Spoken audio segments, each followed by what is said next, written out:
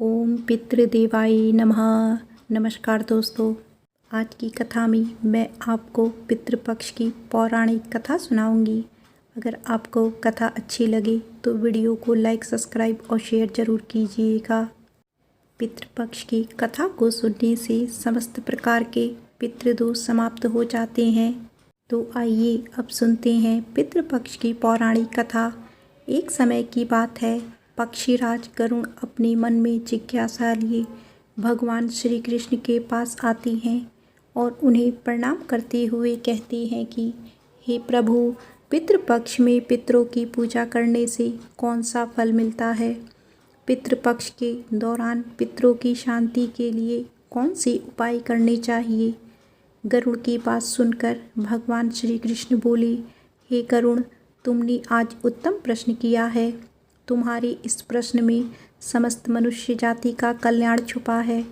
जो मनुष्य अपने पितरों को संतुष्ट करता है, उसके समस्त दोष और दुख समाप्त हो जाते हैं। पितरों की पूजा करने से मनुष्य को अपने पूर्वजों का आशीर्वाद प्राप्त होता है। इस विषय में एक अप्सरा और ऋषि की प्राचीन कथा कही जाती है। इस कथा को श्रवण करने से तुम्हें तुम्हारे सभी प्रश्नों के उत्तर मिल जाएंगे।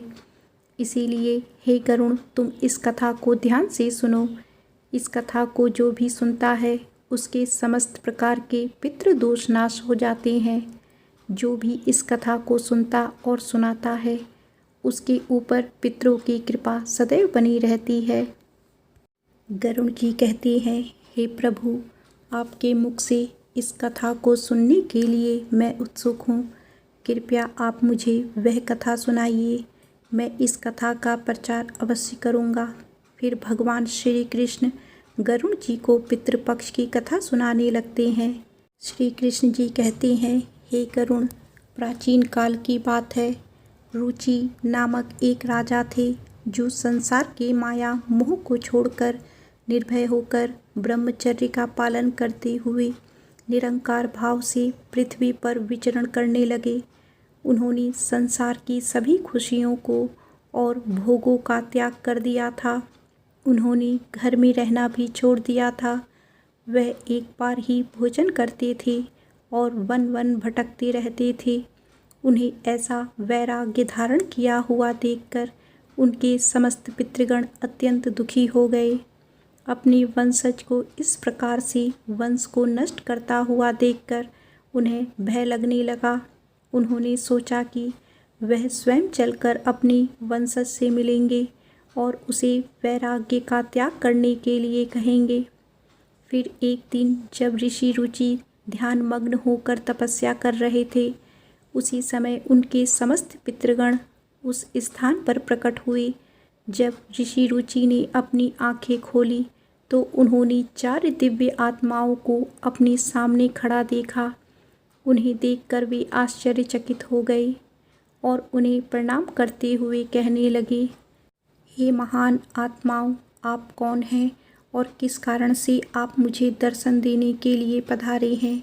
वे सभी दिव्य आत्माएं कहने लगी, हे वत्स, हम तुम्हारे पूर्वज हैं और हम तुम्हारी इस वैराग्यपूर्ण आचरण से अत्यंत दुखी हैं।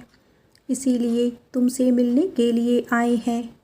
ऋषि रुचि ने उन्हें नमस्कार करते हुए आदरपूर्वक पूछा, हे पितृगण, आप सभी के दर्शन करके मैं कृतज्ञ हो गया, किंतु आप मेरी आचरण से दुखी क्यों हैं? कृपया मुझे विस्तार से बताइए। मुझसे ऐसी कौन सी भूल हो गई है जो मेरे पूर्वज मुझसे असंतुष्ट और दुखी हैं? तब वे सभी पितृगण कहने लगे, हे वत्स, तुमने किस कारण से विवाह नहीं किया? विवाह स्वर्ग और मोक्ष का उत्तम मार्ग है। गृहस्थ आश्रम के बिना मनुष्य को शाश्वत बंधन होता है। गृहस्थ में रहकर मनुष्य देवताओं, पितरों, ऋषियों और याचकों की पूजा करके उत्तम लोगों को प्राप्त करता है। वह देवताओं को स्वाहा और पितरों को श्राद्ध शब्द के उच्चारण से तथा द्वार पर आए अतिथियों और याचकों को दान देकर संतुष्ट करता है। विवाह ना करके, संतान को उत्पन्न ना करके तुम देवगण तथा पितृजनों के ऋण से मुक्ति नहीं पा सकोगे।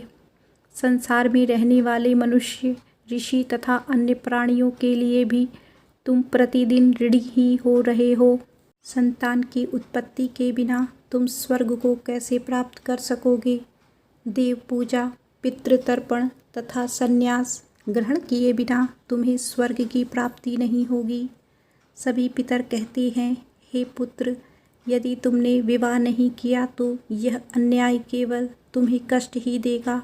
ऐसा करने के बाद तुम्हें नरक की प्राप्ति होगी और अगले जन्म में भी कष्ट भोगोगे।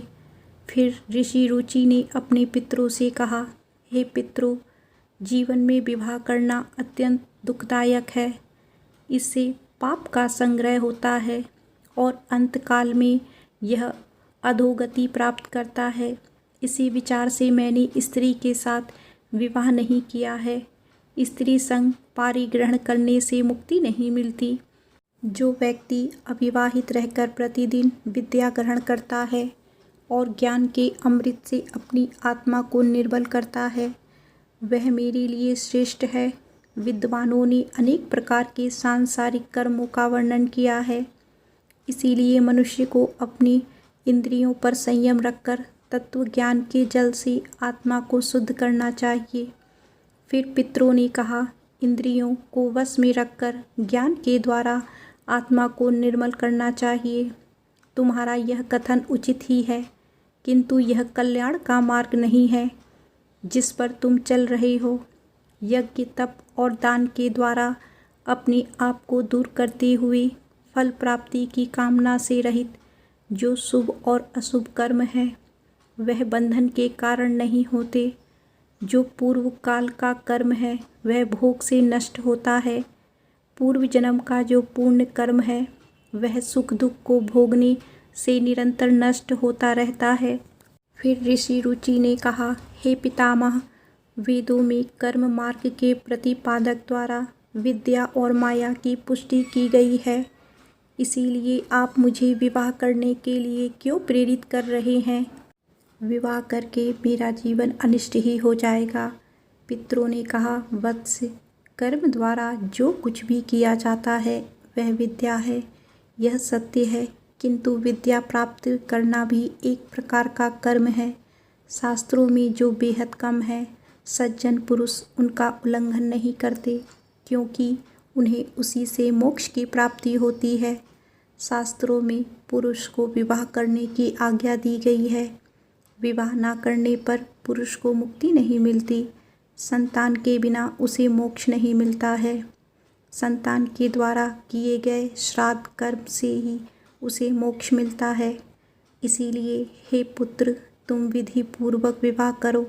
विवाह न करने से तुम्हारे सभी कर्म भी नष्ट हो जाएंगे और तुम विफलताओं को ही प्राप्त करोगे। यदि हमारा वंश नष्ट हो जाएगा तो हमारी आत्माएं अतृप्त ही रहेंगी। विवाह करके संतान उत्पन्न करके ही तुम अपने पितरों को संतुष्ट कर सकते हो। आगे भगवान श्री कृष्ण जी गरुड़ जी से कहते हैं, इस प्रकार से अपने पितरों के वचन सुनकर ऋषि रुचि को बड़ी ज्ञानलीन हुई। उन्होंने विवाह करने का निश्चय किया। फिर ऋषि रुचि ने अपने पितरों से कहा, हे पितृगण, अब तो मैं बूढ़ा हो गया हूँ। कौन मुझे अपनी कन्या प्रदान करेगा? वैसे भी मुझ जैसे वृद्ध व्यक्ति के लिए विवाह करना अत्यंत कष्ट साध्य है। फिर पितरों ने कहा, हे वत्स, यदि तुम हमारे वचनों का पालन नहीं करोगे तो निश्चय ही हम सभी पितरों का पतन हो जाएगा और तुम्हारी अधोगति हो जाएगी। इतना कहकर सभी पितृगण अदृश्य हो गए। श्री कृष्ण कहते हैं, हे गरुण, पितरों के द्वारा ऐसे वाक्य सुनकर ऋषि रुचि मन ही मन अत्यंत व्याकुल हो उठे। अपने पितरों की मुक्ति के लिए विवाह करने का विचार करते हुए वे कन्या की खोज में पृथ्वी लोक पर विचरण करने लगे, किंतु उन्हें कहीं भी कन्या की प्राप्ति नहीं हो सकी। अपने पितरों के वचन को बार बार मन में सुनते हुए चिंताग्रस्त होकर सोचने लगे, अब मैं क्या करूं और कहाँ जाऊं? मेरे पितृगणों को मुक्ति दिलाने के लिए कौन सी स्त्री मुझसे विवाह करेगी। इस प्रकार देर तक विचार करने के बाद ऋषि रुचि ने ब्रह्मदेव की तपस्या करना शुरू कर दिया।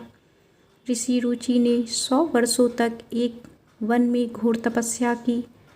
तपस्या पश्चात जगत पिता ब्रह्मा ने उन्हें दर्शन दिए और कहा, हे रुचि, मैं तुम्हारी तपस्या से प्रसन्न हूँ। तुम्हारी जो भी अभिलाषा हो उसे प्रकट करो, मैं अवश्य ही पूर्ण करूँगा। तब ऋषि रुचि ने ब्रह्म देवता को प्रणाम किया और कहा, हे परमपिता, मेरे पितरों ने मुझे संतान उत्पन्न करने के लिए कहा है, किंतु इस समय मुझे विवाह के लिए कोई कन्या दिखाई नहीं पड़ रही है। इसीलिए कृपया आप मुझे कन्या प्रदान करें, जिससे विवाह करके मैं संतान प्राप्त कर सकूं। इस पर ब्रह्मदेव ने कहा, हे विप्र, तुम संसार के प्रजापति हो जाओगे। तुम्हारे द्वारा प्रजा की सृष्टि होगी। तुम्हारे पितरों ने उचित ही कहा है कि तुम्हें स्त्री से विवाह करना चाहिए। इस अभिलाषा को मन में रखते हुए तुम्हें पितरों की पूजा करनी चाहिए। वह प्रसन्न होकर तुम्हारी इस कामना को पूर्ण करेंगे और तुम्हें उत्तम स्त्री की प्राप्ति होगी। इस प्रकार कहकर ब्रह्मदेव अंतर्ध्यान हो गए। ब्रह्मा जी के वचन सुनकर ऋषि रुचि ने पुनः अपने पितरों को प्रसन्न करने का निश्चय किया। फिर ऋषि रुचि नदी के तट पर पहुँचे और एकांत में उन्होंने अपने पितरों का तर्पण करके उन्हें संतृप्त किया। तत्पश्चात एकाग्रचित्त होकर वे भक्तिपूर्वक अपने पितरों की स्तुति करने लगे। श्री कृष्ण जी कहते हैं, हे गरुण, ऋषि रुचि ने अपने पितरों के लिए जो स्तुति की उसे प्रत्येक मनुष्य को ध्यान से सुनना चाहिए। यह स्तुति सब दुखों और दोषों को नष्ट करने वाली है। जो केवल एक बार इस स्तुति को सुनता है उसके अनेक पाप नष्ट होते हैं और उसे पितरों का आशीर्वाद प्राप्त होता है। इसीलिए तुम इस स्तुति को ध्यान से सुनो, तुम्हें यह कथा सुनने का फल प्राप्त होगा। महात्मा रुचि इस प्रकार स्तुति करने लगे, जो आदि देवता के रूप में विद्यमान रहते हैं और जो श्राद्ध के अवसर पर देवताओं से स्वधा द्वारा तृप्त किए जाते हैं, उन सभी पितृगणों को मैं नमस्कार करता हूँ। स्वर्ग में स्थित महर्षिगण भक्ति मुक्ति की कामना से मानसिक श्रद्धा द्वारा जिन्हें भक्तिपूर्वक तृप्त करते हैं, उन सभी पितरों को मैं प्रणाम करता हूँ। अग्रिस्वता, वहशीपद, आज्यतपा और सोमपा नामक पितृगण हैं। ये सभी इस श्राद्ध में मेरे द्वारा संतुष्ट होकर तृप्ति को प्राप्त करें। अग्रिस्वता पितर मेरी पूर्व दिशा से रक्षा करें। बहिष्पद नामक पितृगण सदा मेरी दक्षिण दिशा से रक्षा करें। आज्यपा पितर पश्चिम दिशा की तथा सोमपा पितृगण उत्तर दिशा की रक्षा करें।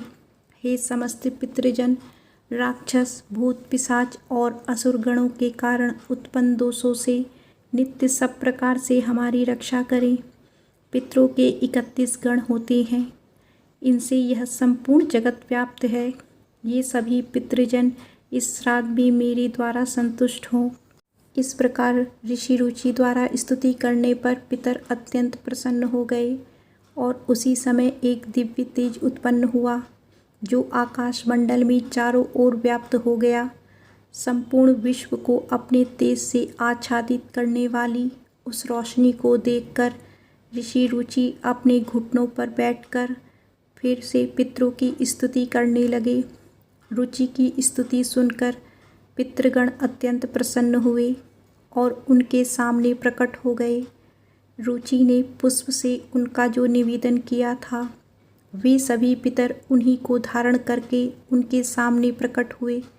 रुचि के भक्तिपूर्वक हाथ जोड़कर अपने पितरों को प्रणाम किया और निवेदन किया। प्रसन्न होकर पितरों ने कहा, हे पुत्र, तुम्हारी इस स्तुति से हम अत्यंत प्रसन्न हैं। इसीलिए अब तुम्हारी जो भी कामना हो वह निसंकोच होकर कहो। तब नतमस्तक होकर रुचि ने अपने पितरों से कहा, हे पितृदेव, ब्रह्मदेव ने इस सृष्टि की रक्षा करने के लिए मुझे प्रजापति बनाया है, इसीलिए मैं आपसे संतान उत्पन्न करने में समर्थ, गुणवान और चरित्रवान पत्नी की कामना करता हूँ। फिर पितरों ने कहा, इसी स्थान पर अभी इसी क्षण तुम्हें एक उत्तम और मनोरम पत्नी की प्राप्ति होगी और उसी से तुम्हें एक पुत्र होगा। रुचि का पुत्र बुद्धिमान और बलशाली होकर तीनों लोकों में ख्याति प्राप्त करेगा। उसके भी अतिशय बलवान, महापराक्रमी, महात्मा और पृथ्वी का पालन करने वाले बहुत से पुत्र होंगे। इतना कहकर समस्त पितृगण ऋषि रुचि को आशीर्वाद देकर उस स्थान से अंतर्ध्यान हो गए। पितरों के अंतर्ध्यान होते ही उनकी कृपा से उसी समय उस नदी के बीच से ही रुचि के समीप एक प्रिय लगने वाली सुंदर और श्रेष्ठ अप्सरा प्रकट हुई। उस श्रेष्ठ अप्सरा ने मधुर वाणी में महात्मा रुचि से कहा, हे वरुण के पुत्र, महर्षि पुष्कर द्वारा मेरी एक अत्यंत सुंदर कन्या उत्पन्न हुई है। मैं उस सुंदर रूप वाली कन्या को भार्या के रूप में आपको प्रदान करती हूँ। आप इससे विवाह करें। इस कन्या से आपको अभिषेक, बुद्धिमान और मनु नामक पुत्र होगा। फिर प्रजापति रुचि ने उस अप्सरा कन्या से विवाह किया। श्री कृष्ण कहते हैं, हे करुण, इस प्रकार से ऋषि रुचि ने अपने पितरों को प्रसन्न करके विवाह के लिए कन्या प्राप्त की और अपने वंश को आगे बढ़ाया। कथा के अंत में भगवान श्री कृष्ण ने गरुड़ जी को पितरों को प्रसन्न करने के अनेक उपाय विस्तार से बताए। ये उपाय मनुष्य के जीवन में पितृदोष को समाप्त करने और पितरों की कृपा प्राप्त करने के लिए अत्यंत आवश्यक माने जाते हैं। श्री कृष्ण ने गरुड़ जी से कहा कि पितरों को प्रसन्न करने के लिए कुछ विशेष अनुष्ठान, तर्पण तथा धार्मिक कार्यों का पालन आवश्यक होता है। पितरों को प्रसन्न करने का सबसे पहला और मुख्य उपाय तर्पण है। तर्पण का अर्थ है जल अर्पण करना। पितृपक्ष के दौरान पवित्र जल को हाथ में लेकर पितरों का आवाहन करते हुए उन्हें जल अर्पण करना चाहिए। तर्पण में काले तिल, जल, दूध और कुश का उपयोग किया जाता है। यह कार्य पवित्र मन और श्रद्धा से करना चाहिए, जिससे पितृगण तृप्त होकर प्रसन्न होते हैं। तर्पण करते समय ओम पितृगणाय नमः मंत्र का उच्चारण करना चाहिए, जिससे पितर संतुष्ट होते हैं और आशीर्वाद प्रदान करते हैं। श्री कृष्ण कहते हैं, श्राद्ध कर्म पितरों की तृप्ति के लिए एक महत्वपूर्ण अनुष्ठान है। इसमें पितरों के निमित्त भोजन, फल, वस्त्र अर्पण किए जाते हैं। श्राद्ध कर्म करने वाले व्यक्ति को ब्राह्मणों को भोजन कराना चाहिए और उन्हें वस्त्र एवं दक्षिणा देकर आशीर्वाद लेना चाहिए। श्राद्ध के दिन विशेष रूप से सात्विक भोजन बनाना चाहिए, जिसमें खीर, पूड़ी, सब्जी और अन्य पौष्टिक एवं ताजे खाद्य पदार्थ शामिल हो। इस भोजन को पवित्रता के साथ पितरों के निमंत्रित अर्पित किया जाता है। गाय, ब्राह्मण और अन्य जीवों को भोजन। तीसरा उपाय श्री कृष्ण ने बताया। पितरों को प्रसन्न करने के लिए गाय, कुत्ते, कौवे और ब्राह्मणों को भोजन कराना अत्यंत शुभ माना जाता है। इन्हें भोजन अर्पण करने से पितर तृप्त होते हैं और प्रसन्न होकर आशीर्वाद देते हैं। विशेष रूप से श्राद्ध के दिन गाय को हरी घास और रोटी खिलाना और कौवे को चावल व खीर खिलाना शुभ माना जाता है। इन कार्य को करने से पितरों की कृपा प्राप्त होती है और पितृदोष से मुक्ति मिलती है। श्री कृष्ण कहते हैं, पीपल और तुलसी के वृक्ष की पूजा करना पितरों को प्रसन्न करने का महत्वपूर्ण उपाय है। पीपल का वृक्ष पितृगणों का निवास स्थान माना जाता है और तुलसी का पौधा देवी लक्ष्मी का प्रतीक होता है। श्राद्ध के दिन पीपल और तुलसी की पूजा करके पितरों को तृप्त किया जाता है। पीपल के वृक्ष के नीचे दीपक जलाने से पितृगण प्रसन्न होते हैं और परिवार को सुख, समृद्धि, आशीर्वाद प्रदान करते हैं। भगवान श्री कृष्ण ने गरुड़ जी को बताया कि जो व्यक्ति पितृदोष से पीड़ित होता है उसे गया जी या अन्य पवित्र तीर्थ स्थानों पर जाकर पिंडदान करना चाहिए। गया जी में पिंडदान करने से पितर संतुष्ट होकर मोक्ष प्राप्त करते हैं और वंशजों को आशीर्वाद देते हैं। पिंडदान के समय काले तिल, कुश और चावल का उपयोग करके पितरों को अर्पण करना चाहिए। यह प्रक्रिया पितरों को तृप्त करती है और उनकी आत्मा की शांति प्रदान करती है। श्री कृष्ण जी कहते हैं, पितरों को प्रसन्न करने के लिए व्यक्ति को श्राद्ध पक्ष के दौरान व्रत रखना चाहिए। इस समय सात्विक आहार ग्रहण करना चाहिए और ब्रह्मचर्य का पालन करना चाहिए। भगवान श्री कृष्ण ने गरुड़ जी से कहा कि श्राद्ध पक्ष में मांस, मदिरा और तामसिक आहार का सेवन नहीं करना चाहिए। व्रत के दौरान भगवान विष्णु, शिव और देवी लक्ष्मी की आराधना करनी चाहिए। इससे पितरों की आत्मा को शांति मिलती है और वे प्रसन्न होकर आशीर्वाद प्रदान करते हैं। श्री कृष्ण जी कहते हैं, पितरों को संतुष्ट करने के लिए गरीबों, ब्राह्मणों और साधुओं को अन्य वस्त्र और वस्त्र का दान करना चाहिए। यह कार्य विशेष रूप से श्राद्ध पक्ष के दौरान करने से पितरों की आत्मा को तृप्ति प्रदान होती है। अन्न और वस्त्र देने से मनुष्य को पुण्य की प्राप्ति होती है और पितृदोष से मुक्ति मिलती है। इस कार्य से पितर प्रसन्न होकर घर परिवार की सुख समृद्धि का आशीर्वाद देते हैं।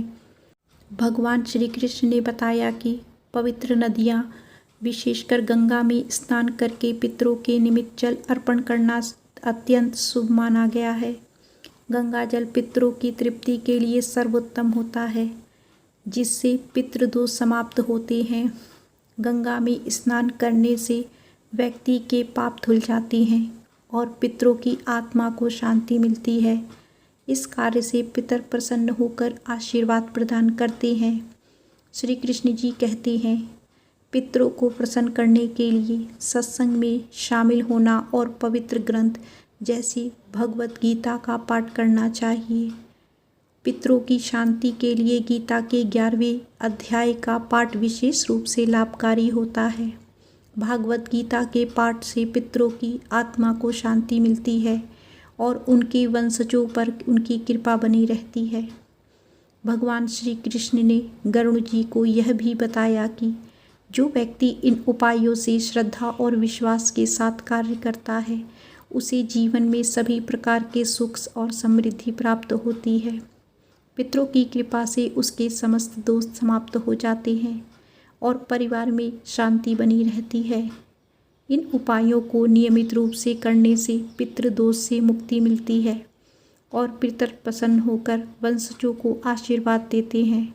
श्री कृष्ण ने गरुड़ जी से कहा, हे गरुड़, जो भी व्यक्ति इन उपायों का पालन करता है उसे पितृदोष का कभी सामना नहीं करना पड़ता और उसके पितर सदैव प्रसन्न रहते हैं। इस प्रकार भगवान श्री कृष्ण ने पितरों को प्रसन्न करने के विभिन्न उपाय विस्तार से बताए, जिन्हें हर व्यक्ति को पितरपक्ष में करना चाहिए।